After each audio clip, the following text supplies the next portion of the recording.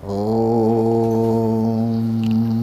पूर्णमदः पूर्णमिदं पूर्णात् पूर्णमुदच्यते पूर्णस्य पूर्णमादाय पूर्णमेवावशिष्यते। ॐ शान्ति शान्ति शान्तिः।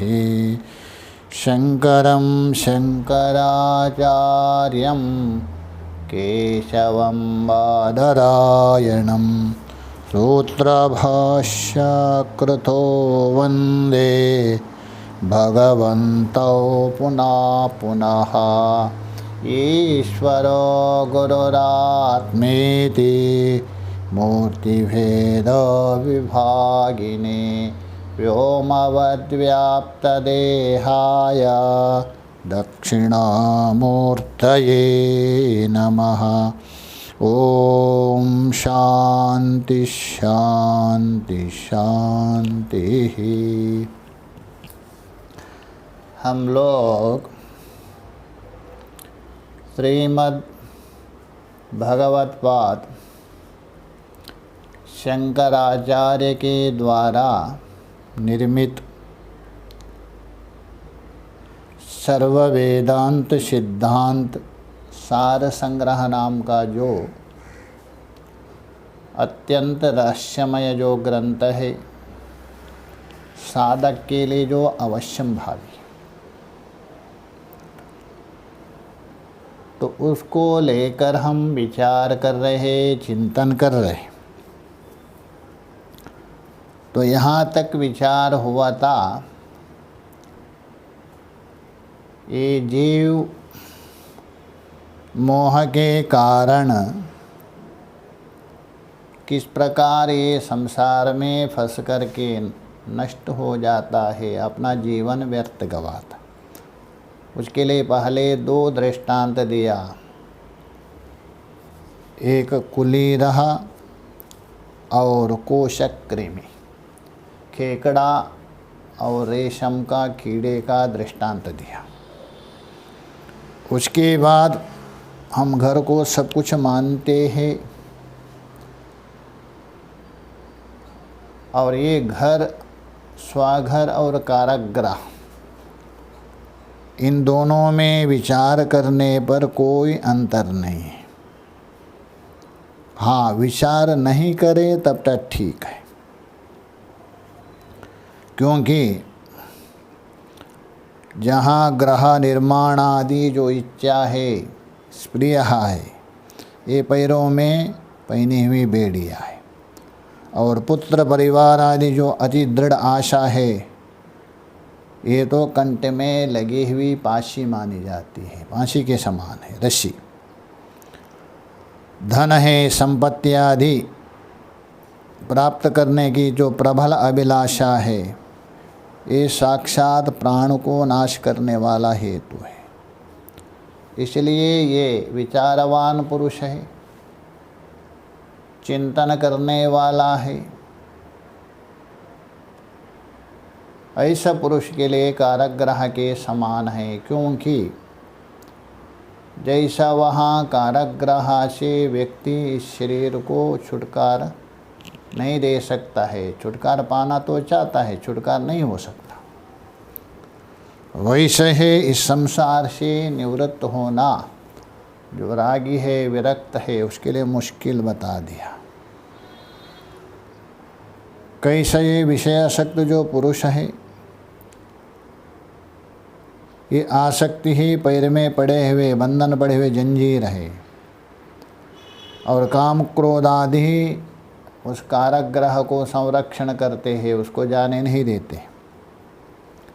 और ऐषणत्रया, उसे वशीभूत मोहरूप बहुत बड़े इस कारागृह जेल खाने के दीवार है, उसको लांघना मुश्किल है।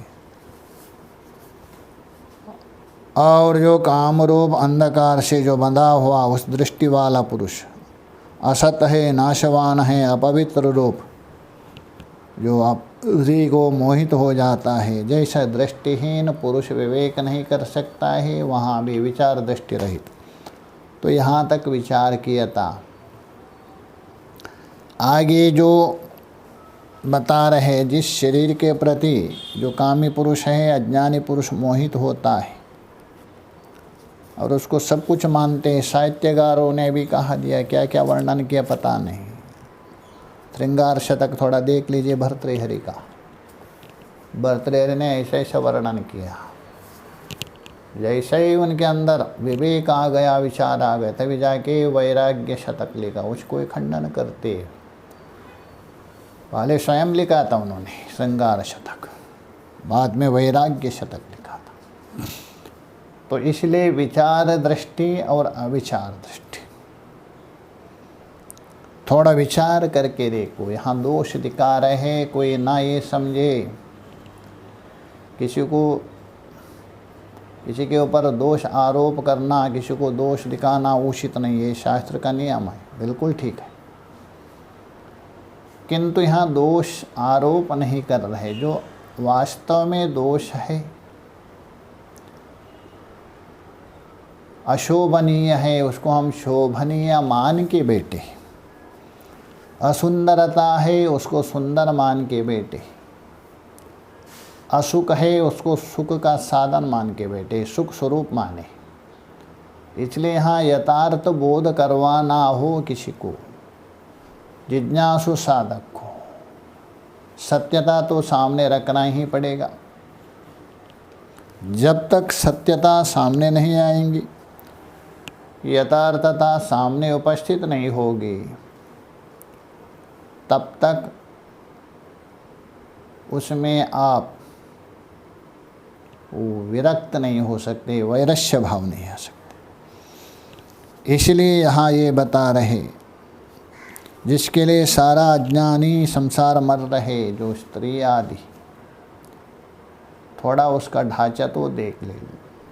इसे कदापि ना सोचे उनकी निंदा है करके। एक निंदा होती है किसको गिराने के लिए, ऐसी निंदा को शास्त्र ने सख्त मना किया। एक निंदा नहीं, वो दोष दिखाना, दूसरे मान लीजिए निंदा किया है, ऐसा बहुत कहा थी, ऐसा बहुत शिकायत करते थे कि आपके शास्त्र में ऐसा निंदा किया है स्त्रियों को। कहा पुरुषों को नहीं किया है, भागवत में देख लीजिए, वहाँ भी किया है। वो निंदा इसलिए है, उसमें आप आसक्त ना हो जाए, और उसमें आसक्त होकर सुंदरता देकर अपना लक्ष्य से च्युत ना हो जाए, इसलिए आपको दोष सामने रख रहे। निंदा करना किसी का भी नहीं। अवधूत गीता में देखिए दत्तात्रेय जी क्या बता रहे, वहाँ स्पष्ट कहा दिया। इसलिए यहाँ बता रहे, जिसको अज्ञानी लोग, अविवेकी लोग, कामी पुरुष स्त्री को सर्वांग सुंदरी मानते हैं। अविवेकी को बड़े बड़े विचार साहित्यकारों ने क्या क्या वर्णन किया है, किंतु यथार्थ दृष्टि से थोड़ा देख लीजिए उनका क्या स्वरूप है। हमारे सामने चित्रण कर रहे आचार्य जी,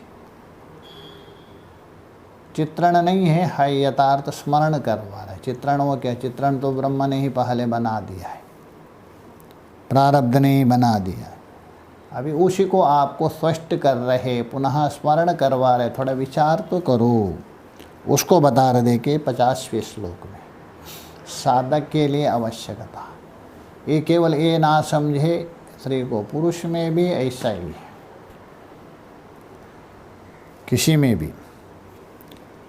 श्लेष्मोद्गारिमुखं स्रवन्मलवती नासश्रुमल्लोचनं स्वेदस्राविमलाभिपूर्णमभितो दुर्गन्धदुष्टं बभू अन्यद्वक्तुमशक्यमेव मनसा मंतुं क्वचिन्नार्हति श्रीरूपं कथमीदृशं सुमनसां पात्री भवेन्नेत्रयोः श्लेष्मोद्गारिमुखं स्रवन्मलवती नासाश्रुमल्लोचनं स्वेदास्राविमलाभिपूर्णमभितो दुर्गन्धदुष्टं वपुः अन्यद्वक्तुमशक्यमेव मनसा मंतुम क्वचिन्नार्हति रीरूपं करमीदृशं सुमनसां पात्री भवेन्नेत्रयोः। जिसको सब कुछ मानते हैं और उसके लिए बड़े बड़े युद्ध भी हुआ है राजाओं, ऐसा जो स्त्री का थोड़ा यथार्थ स्वरूप देख ले लो। स्त्री का मतलब स्त्री मात्र नहीं, पुरुष का भी। श्लेष्मोद्गारी,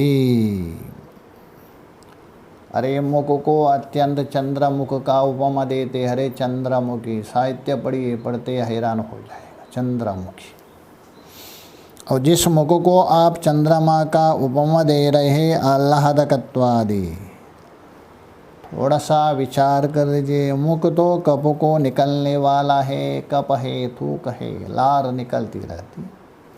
श्लेष्म बोल तो कफ, लार। तो श्लेष्मा उद्गारी मुकम, लाल टपकते रहते, कपाते रहता है। उपलक्षण खांसी आदि ये निकलते। स्रवन्मलवती नासहा, नासिका में टपकने वाले मल वाला है। जुकाम हो गया, धर धर धर धर गिरते रहता है। श्रामः कहते संस्कृत में, जुकाम। पानी बहने लगता है नाक में, ज़्यादा होने के बाद अत्यंत गाढ़ा हो जाता है, बच्चों को देखा जाता है, दुर्गंध आ जाता है।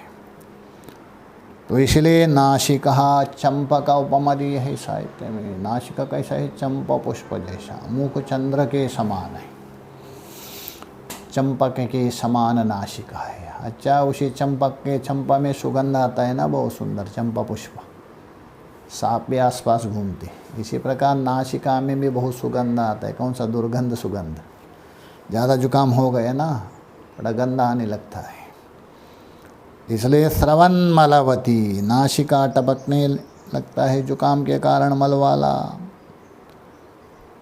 और अश्रु मल्लोचना, आंकों को कमलाक्षा, कमलाक्ष है, कमल के समान आंक है। मीनाक्ष, मीन के समान।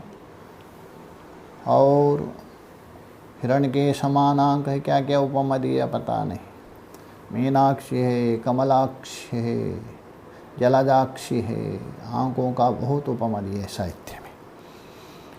किंतु विचार करके देख लीजिए, नेत्र तो आंसुओं से युक्त है। थोड़ा सा कुछ बोल दीजिए, धर धर आंसू बहाने लगाएंगे। सारा आंसू ज़्यादा हो तो लाल भी हो जाएंगे। उसको अभी तक कमल के समान आप उपमा दे रहे थे, अभी वो आंसू का पात्र बन गया, आंसुओं का।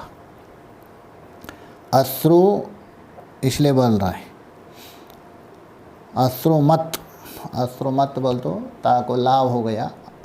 आंसुओं से भरे हुए, लोचनम आँख। स्वेदस्राविमला विपूर्णवितुः, शरीर थोड़ा देख लीजिए। तो शरीर बहते हुए पसीना से, स्वेद बोल तो स्वेट, पसीना। श्रुतियों में बता दिया है। नवद्वारे, 9 द्वारों से कुछ ना कुछ मल निस्सरति। रोमकोपेशा, रोमे है, उसमें छिद्र है, उसमें पसीना आने लगता है। तो इसलिए बोले स्वेदस्रवी, शरीर बहते हुए पसीने से युक्त है। मलभिपूर्णम, अभी तो दुर्गंध दुष्टम वपुः। तो देखिए, एक तो शरीर पसीने से युक्त है और मल मूत्र से पूर्ण है। अभी तो बोलते चारों ओर से दुर्गंध दुष्टम, सभी ओर से, अर्थात हर प्रकार से, हर बिंदुओं से आप विचार करें तो दुर्गंध से ही दूषित है, कोई अच्छा नहीं मिलेगा आपको। हाँ, एक तत्व है शरीर में, सबको चलाने वाला है, सबको प्रकाशित करने वाला है, वही आत्मा कहते हैं, वही शुद्ध अहम, वो आपका स्वरूप, वो एक पवित्र हो सके। किंतु हम उसको भूल जाते हैं और उसके द्वारा परिचय देते हैं, उनको ही सब कुछ मानते हैं। शरीर ही सब कुछ मान के व्यवहार करते। तो इसलिए बोल रहे, अभी तो बोलते चारों ओर से, सभी ओर से, दुर्गंध दुष्टम वपुः, ऐसा दुर्गंध से युक्त ये जो शरीर है। यहाँ तो कुछ दोषों का वर्णन किया मैं, और भी कुछ ऐसा दोष है उसका वर्णन भी नहीं कर सकते और उचित भी नहीं। स्वयं समय अन्यद वक्तुम अशक्यमेव मनसा मंतुम क्वचिन्नार्हति। और जो अन्य दोष के विषय में अन्यद वक्तुम अशक्य, बोलने में समर्थ नहीं है, बताने में उचित नहीं। समर्थ तो है, उचित नहीं, एक मर्यादा होती है। क्यों? मनसा मंतुम क्वचिन्नार्हति, उन दोषों को मन से भी विचार करना उचित नहीं है। बोलना तो दूर बात है, मन से चिंतन करना भी उचित नहीं है। ऐसा ऐसा शरीर है, तो इसलिए बोल रहे हैं मनसा मंतुम क्वचिन्नार्हति। स्त्री रूपम, ऐसा जो स्त्री रूप है, स्त्री का ढांचा अर्थात मनुष्य का ढांचा उपलक्षण।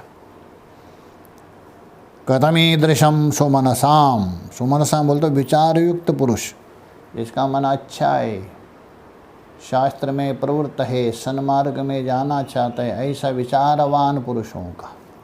सुमनसाम कथमीदृशाम पात्रे भवे नेत्रयो, ऐसा जो स्त्री का स्वरूप है, दोषों से ग्रसित है शरीर, तो विचार युक्त पुरुष है, विचार युक्त मन वाला जो साधक है, उनके नेत्रों का एक ऐसा पात्र हो सकता है, अर्थात उनके लिए कैसा शोभनीय हो सकता है, अर्थात उसके लिए कभी भी शोभनीय नहीं हो सकता है।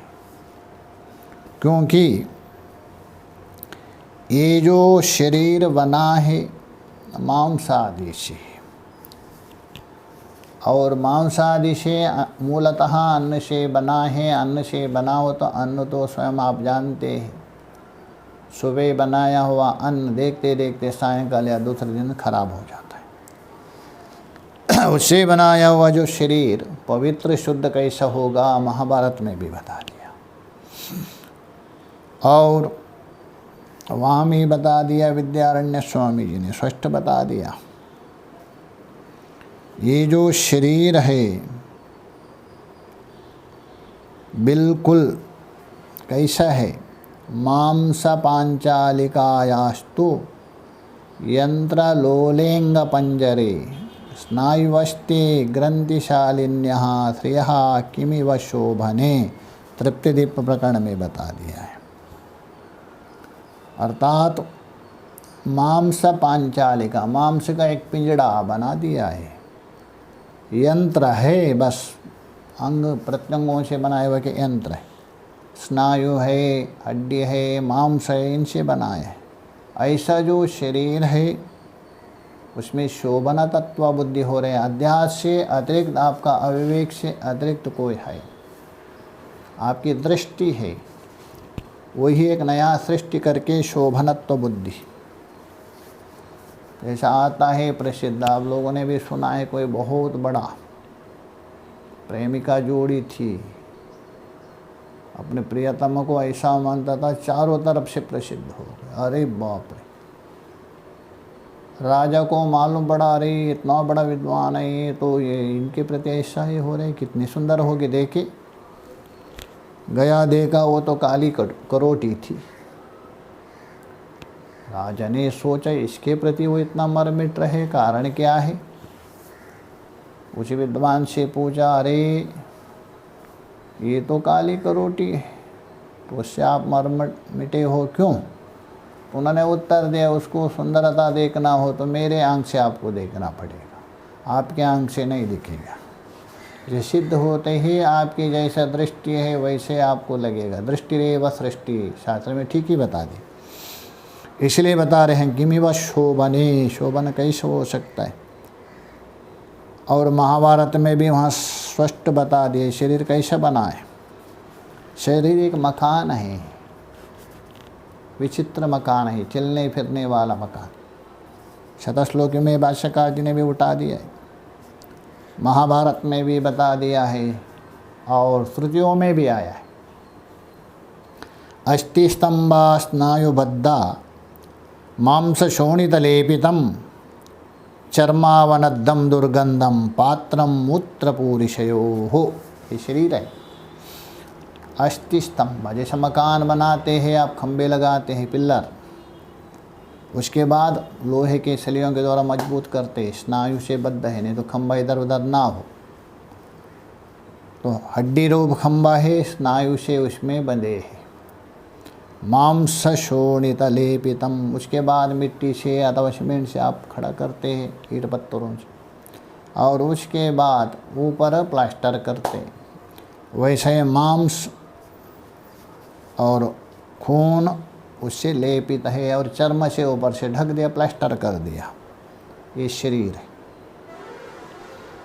तो चर्मावनद्धम, तो जिस प्रकार वहाँ मकान में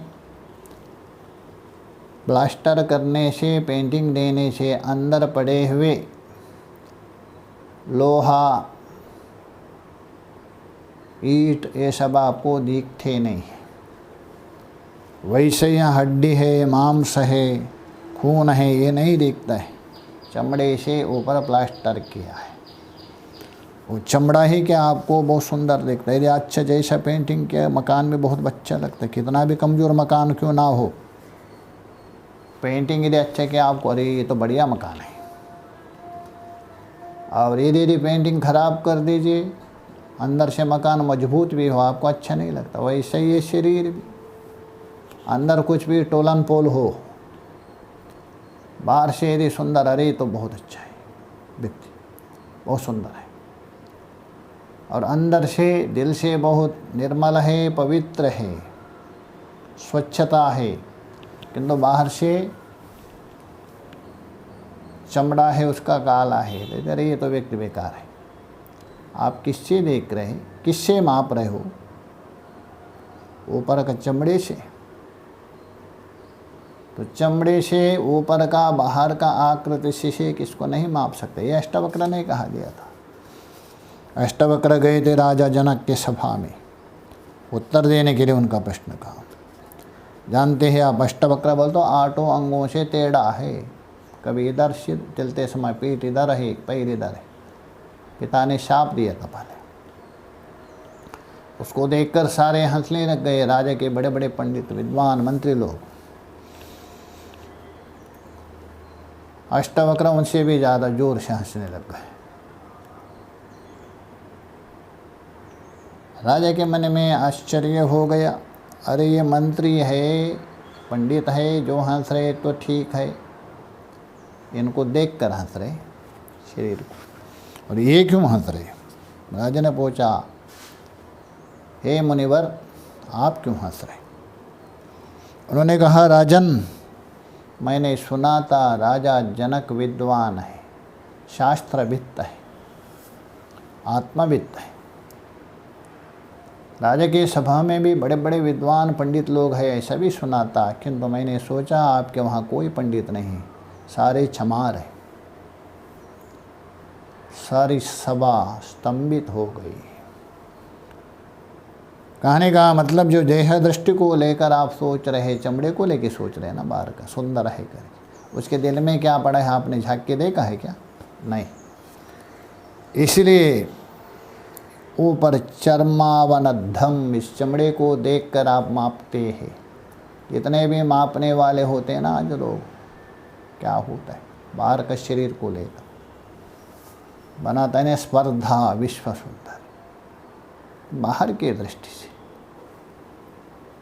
चर्मावनद्धम दुर्गंधम, कितना दुर्गंध है शरीर। 4-5 दिन स्नान मत कर दीजिए, मुंह मत धोइए। जैसे मुंह को आपने चंद्रमुख कहा दिया था ना, 5-6 दिन मुख मत धोइए, आइए आपके सामने, उस मुंह से बदबू आने लगेगा। कहाँ गया आपका चंद्रमुख? दुर्गंधम, इसलिए प्रतिदिन स्नान करवाना पड़ता है, साबुन लगाना पड़ता है। आधे शौचाल 6 दोषों में बता दिया।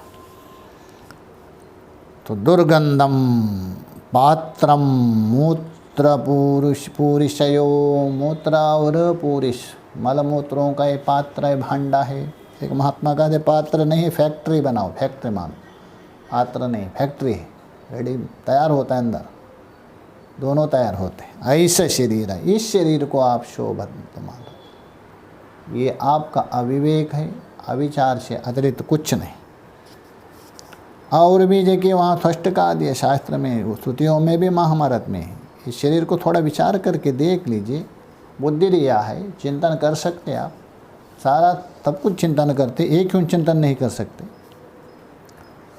हाँ, प्रतिबंध आएगा अवश्य, बिल्कुल, क्योंकि सन्मार्ग का, अच्छा का विचार करते हुए विघ्न बहुत आते हैं। किंतु विचार तो करो, हिम्मत क्यों हारते?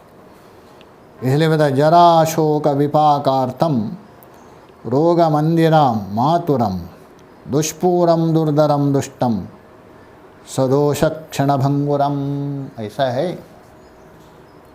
जरा बुढ़ापा, जवानी देखते देखते गई, यौवन आ गया बुढ़ापा। शोक प्रसन्नता कम है, दुख ज़्यादा है। विपाकार्थम रोग मंदिरम, भगवान का मंदिर नहीं, रोग का मंदिर है शरीर, रोग का मंदिर। तो रोग मंदिरम आतुरम, शीघ्रातिशीघ्र रोग के युक्त है। दुष्पूरम, कभी भी पूर्ण होने वाला नहीं। दुर्धरम, दुष्टम, और उसको धारण भी नहीं कर सकते सदा रहे करके, और दुष्ट है, अनर्थ करता है अपना पोषण के लिए। क्या क्या करते हैं सब लोग, दोषयुक्त है, क्षण भंगुर है, ऐसा बता दिया महाभारत आदि। इसलिए यहाँ भी यही बता रहे हैं, ऐसा जो शरीर सुमनसाम विचार युक्त पुरुष है, उनके मन में कैसा पात्रिभाव हो जाएगा, अर्थात नहीं हो सकता है। हाँ, अज्ञानी भले हो, अविवेकियों को हो सकता है, ये बता दिया।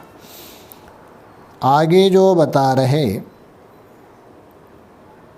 जो अविवेकी है वो कभी भी विचार नहीं कर सकते, इनमें डूब के मर जाते हैं। और जो विचार दृष्टि वाले पुरुष है, सूक्ष्म बुद्धि के द्वारा मुक्ति मार्ग के साधन देखते हैं, उसके लिए बताने जा रहे देखिए आगे की। एक पतंग किस प्रकार आपका विनाश करता है, उस दृष्टांत के द्वारा समझा रहे। दूरादवेक्षग्निशिकां पतंगो रम्यत्वबुद्ध्य विनिपत्य नश्यति यथा तथा नष्टदृगेव सूक्ष्मं कथं निरीक्षिते विमुक्तिमार्गम्।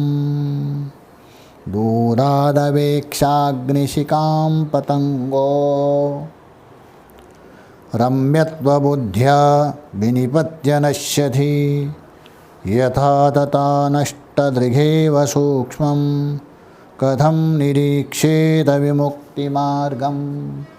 ज्ञानी भले विचारवान मोक्ष मार्ग को देख ले, क्यों? इसमें वैरस्य भाव। किंतु अज्ञानी कैसा मुक्ति मार्ग का अधिकारी होगा, उसको बता देखिए। जैसा दूराद अवेक्ष अग्निशिकाम, दूर से अग्नि की जो लपेट चल रहे, अग्निशिखा मतलब अग्नि के ऊपर लपेट आ रही, उसको देखकर, अतः उसका रूप को देखकर। पतंगो, जो पतंग है, रम्यत्व बुद्धिया, अर्थात उसमें रमणीय बुद्धि होती है, रूप से आकर्षित होता है पतंग। अग्नि लप लप लप लप ऊपर लपेट आ रहे, दूर से पतंग देख रहे और रूप से ऐसा आकर्षित हो जाता है, उसके ओर दौड़ के आता है।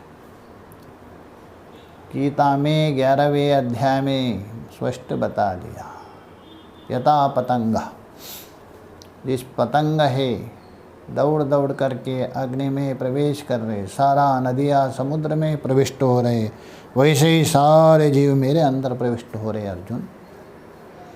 तो दूरादवेक्षाग्निशिकां पतंगो, जैसा पतंग दूर से ही अग्नि का शिखा में जो लपेटे है उसका रूप को देखकर उसमें रमणीत्व बुद्धि से रम्यत्व बोल दो, शोभनत्व बुद्ध्या विनिपत्य, दौड़ दौड़ करके उसमें कूद देता है और उससे क्या होता है, नश्यति, उसमें पड़कर नष्ट हो जाता है। मान लीजिए कोई आप शीशा रखा है दीपक में, नष्ट तो नहीं होगा, उसमें बार बार टक्कर मारेगा, टक्कर मारेगा, टक्कर मारते मारते वहीं गिर जाएगा, जलेगा तो नहीं, टक्कर मार मार करके उसमें मर जाता है। ये भी होता है। यदि केवल अग्नि है, कोई दीपक चल रहा है, उसमें आके मर जाए। जैसे काशी में कभी वहाँ बाहर घाट में मरक्यूरी दीपक लगाते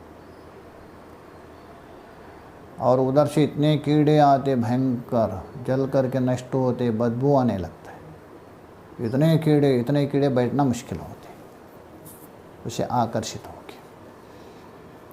तो विनिपत्यः,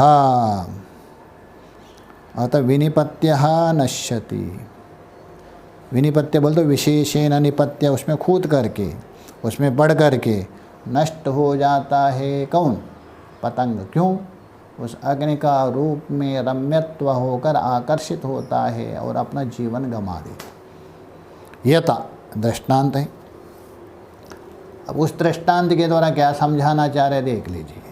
ततः नष्ट दृग्, वैसा ही नष्ट हो गया विचार दृष्टि, नष्ट हो गया जिसकी बुद्धि, अर्थात विषयों ने ऐसा ग्रसित कर दिया, उसका विचार बुद्धि को ढक दिया, चिंतन को अवरुद्ध किया और सोचने के लिए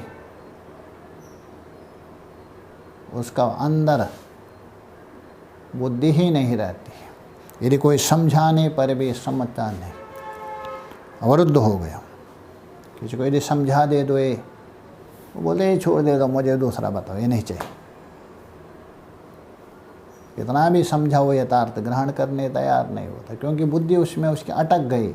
अटक गने से बोला अटक गए, लटकने से भटक गया।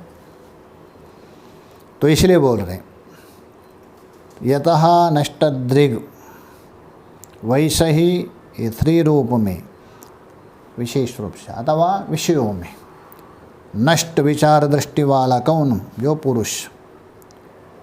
तो सूक्ष्मम कथम निरीक्षिते, वो सूक्ष्म है। कौन? मुक्ति मार्ग।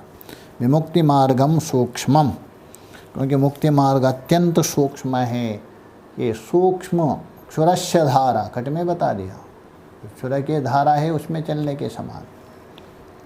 ऐसा जो मुक्ति मार्ग को कैसे देख सकेगा? सूक्ष्म इसलिए है, मुक्ति के लिए कुछ करने की आवश्यकता नहीं है, बस त्याग बुद्धि हो।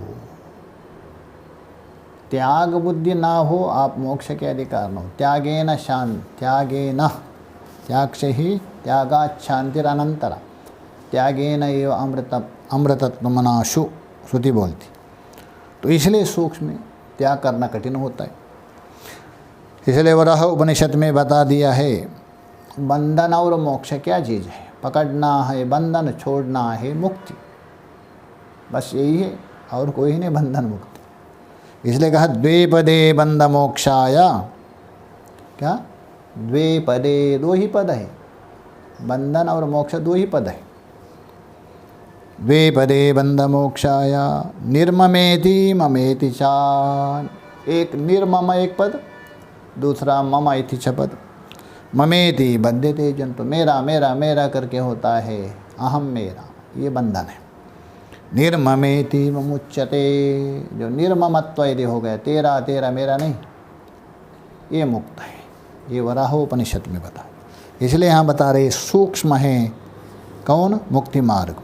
वो उसको कैसे देख सकेगा? अतः उसका अधिकार ही नहीं होगा, क्योंकि जो विचारात्मक बुद्धि है, बाह्य विषयों ने उनको नष्ट किया, अवरुद्ध किया, प्रतिबंध किया, रुकावट डाल दिया।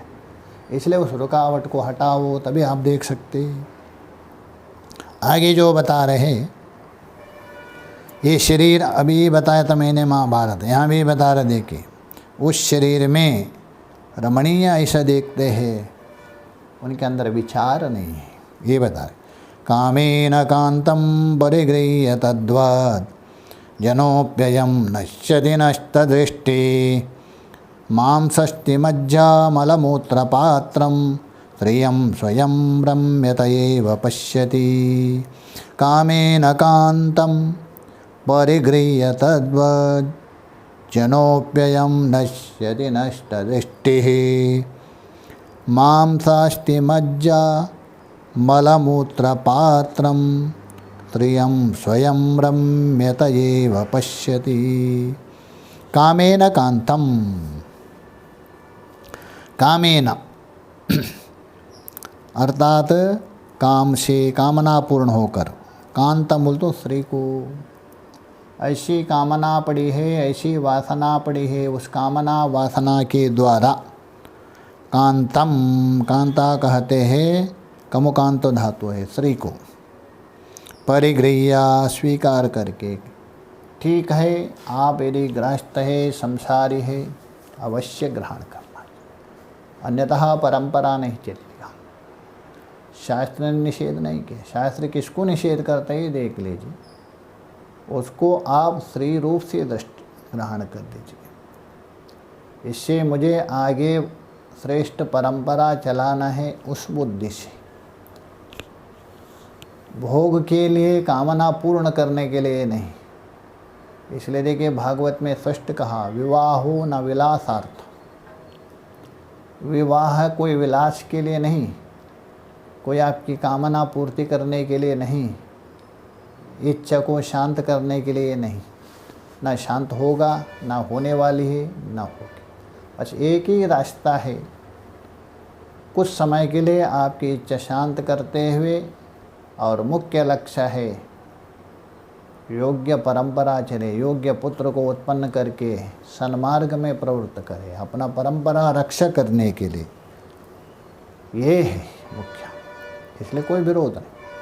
किंतु यदि कामना पूर्वक दृष्टि, उसको सब कुछ मान के अपना पारमार्थिक से यदि दूर होते हैं, ये अनर्थ है, ये कह रहे। तो इसलिए यहाँ बता रहे, कामेना, कामनापूर्व से, आसक्ति से युक्त स्त्री को स्वीकार करके ही मेरा सब कुछ है, इस प्रकार। तद्वत् जनोपि अयम नश्यति नष्ट दृष्टि। नष्ट दृष्टि बोल तो वैसा ही यह मनुष्य भी, वैसा भी मतलब वो पतंग के समान ये मनुष्य है। कैसा? नष्ट दृष्टि, बुद्धिहीन होता हुआ। जैसा पतंग बुद्धिहीन होकर ही अपना जीवन गंवा दिया, उस रूप से आकर्षित होगा, वैसे ही यह मनुष्य भी विवेक बुद्धि से रहित, विचारात्मक बुद्धि से रहित, शास्त्रीय संस्कार से रहित, गुरुजनों का आशीर्वाद, गुरुजनों की सेवा से वंचित होकर जो ऐसी बुद्धि होता है, वो अपने काम से, अपने वासना से, अपने आसक्ति से स्त्री को स्वीकार करके, अतः यही सब कुछ है, इससे मुझे स्वर्ग नरक सब स्वर्ग आदि मिलेगा, आनंद मिलेगा, तो नष्ट हो जाता है। ये बोल रहा, तद्वत् बोल तो दृष्टांत है पतंग के समान, नश्यति नष्ट दृष्टि। किंतु अरे साधक, तो साधक हो, विचार तो करो। जिसके प्रति आप मरमिट रहे, सब कुछ मान के बैठे हैं, क्या वो सत्य है? सदा रहेगा? चिंतन तो करो, क्या है वो? मांसस्ति मज्जा मलमूत्र पात्रम, अभी बताया था मैंने। वहाँ महाभारत में अष्टिस्तंभा स्नायुबद्धम मांस शोणितलेपितम चर्माबद्धम दुर्गंधम पात्रम मूत्रपूरिशयो, श्रुति और महाभारत में बताया, यही बता रहे वो भी। मांस है, अस्थि है, मज्जा है, मल है, इनसे मूत्र आदि से पूर्ण युक्त पात्र है, एक प्रकार से पात्र है। और क्या है इसमें? पात्रम। ऐसे जो श्रियम, ऐसा जो स्त्री को, उपलक्षण पुरुष को भी, कोई भी जहाँ आपका मन लगता है वहाँ, केवल ये मत सोचिए स्त्री को पीछे क्यों बढ़ाएगा, पुरुष भी ऐसा। यदि कोई स्त्री यदि पुरुष से मोहित हो रहे, उनको भी यही सोचना होता है। परंतु पुरुष के लिए, स्त्री के लिए इसलिए पुरुष थोड़ा स्पष्ट बोल सकता है खोल करके, इसलिए ज़्यादा। तो स्त्री थोड़ा, इसलिए स्त्री में दो है, लज्जा और भया, वो दीवार है स्त्री की मानी शास्त्र। इसलिए वो देवी हो जाती। लज्जा और भय से युक्त है वो देवी, और लज्जा और भय जिसने उल्लंघन किया तो वो देवी नहीं, राक्षसी के समान माना है। इसलिए स्त्री का यहाँ नहीं बता रहा, पुरुष तो है ही। तो इसलिए बोल रहे हैं स्त्रिया स्वयं रम्यतएव पश्यति। ऐसा जो शरीर बना है, मांस है, हड्डी है, मज्जा है, मलमूत्र है, और शरीर के अंदर क्या है आप जानते हैं पूरा। ऐसा जो मलमूत्र से, अवधूत गीता में स्पष्ट है, भग्नावरणम रमन्ते मूढ़ः, कूपकुंडे रमन्ते मूढ़ः। ऐसा तो मलमूत्र के जो पात्र स्त्री को रमणीय है, शोभनीय ऐसा मानते हैं, ऐसा देखता है। क्यों ऐसा देखता है वो? जिस प्रकार वहाँ पतंग बुद्धिहीन होकर, विचारहीन होकर रूप से आकर्षित हो रहे, वैसे ही यहाँ बाहर जो माया का जो खेल है, प्रकृति है, उससे आकर्षित हो रहे और उसमें फंस रहे व्यक्ति। ये बता दिया। तो आगे का जो विचार है आगे करे, आगे बताएंगे, बहुत सुंदर वर्णन करेंगे। ये साधक के लिए अत्यंत आवश्यक है। और दोष में भी जो गुण देखने वाले हैं वो कहेंगे देखो ऐसा ऐसा किया है, ऐसा ऐसा वर्णन किया है, देखो उसको क्यों मानते, भड़का देते, किंतु गलत है। देखो सत्य है, उसको सत्य स्वीकार कर दीजिए, चाहे तो कोई भी हो, चाहे तो पुरुष हो स्त्री हो।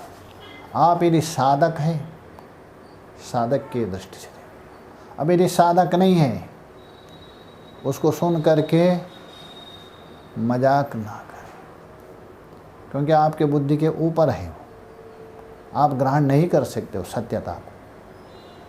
और यदि इतने बड़े महापुरुष होते हुए आचार्य यदि कोई इसको निंदा करेंगे, कभी नहीं कर सकते, संभव ही नहीं। अच्छा आचार्य छोड़ शास्त्र में आया, बहुत भागवत आदि में देखे, इतना निंदा किया, क्यों? व्यास जी ने किया। क्या व्यास जी नहीं किसी के गर्भ में जन्म लिया? तो इसलिए है साधक को सतर्कता करने के लिए, आप जो काम के द्वारा, आसक्ति के द्वारा जो मोहित हो रहे हैं, उसको मुंह मोड़ने के। क्योंकि पहले भी मैंने बताया था, विशेषु दोष दर्शनम वैराग्यस्य प्रथमसु। विषय में यदि दोष देख लिया आपने, तो दोष देखते हुए आप वहाँ से मुंह मोड़ सकते स्पष्ट, क्योंकि विशेष आप निवृत्त हो सकते। पीछे भी बता दिया था, अत्यंत रोग वाली वेश्या भी है, उनको मालूम पड़ा मेरा गुप्तांग में कुष्ठ रोग, वो लज्जित हो जाती, पंचदशी में बताया था। अथवा भूखा है, आप मृष्टान्न पड़ा है, विष मिला है, तो भी आप प्रवृत्त होने। वैसा ही यहाँ वहाँ से निवृत्ति के लिए आपको बता रहे हैं, किसी की निंदा के लिए नहीं, ऐसा ना सोचिए। तो साधक के लिए इसको विचार करते हुए, जहाँ रह रहे, जिसमें रहते हुए उसमें निर्लिप्त होकर अपना लक्ष्य की ओर जाने के लिए प्रयत्न करना चाहिए। ये संकेत दे रहे आचार्य जी। आगे विचार। ओम पूर्णमदः पूर्णमिदं पूर्णात् पूर्णमुदच्यते पूर्णस्य पूर्णमादाय पूर्णमेवावशिष्यते। ओम शांति शांति शांति। शंकरं शंकराचार्यं केशवं बादरायणं सूत्रभाष्यकृतो वन्दे भगवन्तौ पुनः पुनः। ईश्वरो गुरुरात्मेति मूर्तिभेदा विभागिने व्योमवद्व्याप्तदेहाय दक्षिणामूर्तये नमः। ओम शांति शांति शांति।